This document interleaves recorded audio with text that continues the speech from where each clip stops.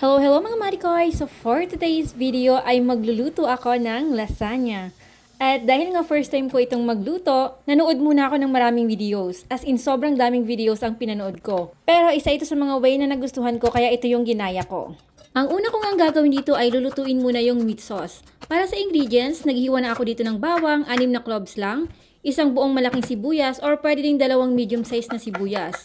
Pagkatapos ko nga mahiwa ay nagsalang na din ako dito ng kawali. Una ko munang inilagay ay yung sibuyas. Lulutuin ko lang ito hanggang sa mag-caramelize. Sunod ko na rin inilagay dito yung bawang.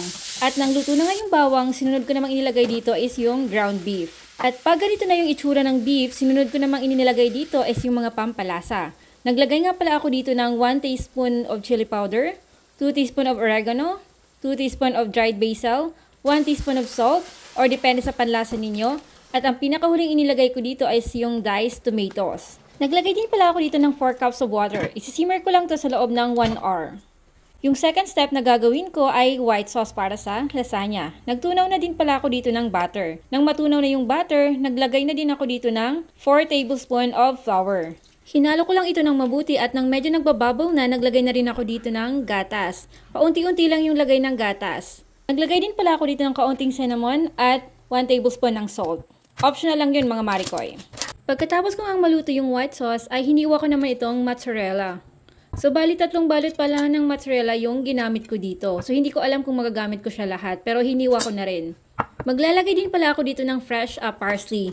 Kaya naghiwa na din ako. Pero kaunti lang ito mga Marikoy. Optional lang din siya kung gusto nyo ilagay or gusto nyo maglagay nito. At ayan, luto na din yung meat sauce na gagamitin ko para sa lasagna. At ayan na nga, gawa na tayo ng lasagna. Sa pinaka-bottom pala ay naglagay muna ako dito ng 1 can of diced tomatoes and 3 tablespoon ng olive oil.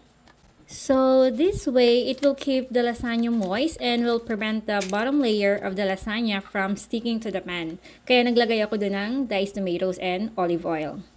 Ayan mga Marikoy, bigla akong napa-English kasi hindi ko na maisip kung anong sasabihin ko. Anyways, sundan nyo lang yung process or yung way ng paggawa ko or pag-layer ko dito ng lasagna.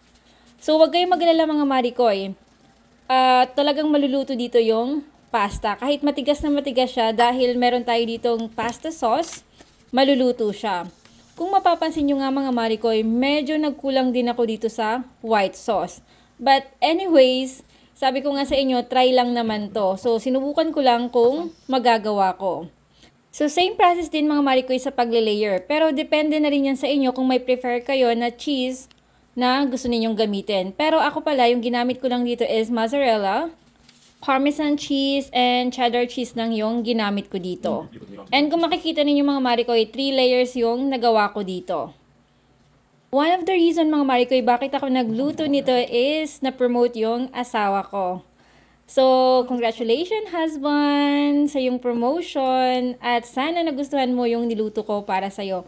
Actually, mga Marikoy, lumabas na kami, inilabas ko na siya para dun sa celebration namin. So, pangalawang celebration namin to, nakasama yung family niya. Kaya nagluto na lang ako sa bahay. Ayan nga mga Marikoy, hindi ko na sa inyo na ipakita lahat-lahat kasi dumating na yung family niya. So, nahihiya na akong kumuha ng video. Pero, eto na siya mga Marikoy, luto na po siya. So, bali, brinoil ko lang siya sa loob ng 5 minuto. And, tara! Eto na siya mga Marikoy. Hanggang dito na lang muna mga Marikoy. Thank you for watching my video. Hanggang sa susunod po. Salamat!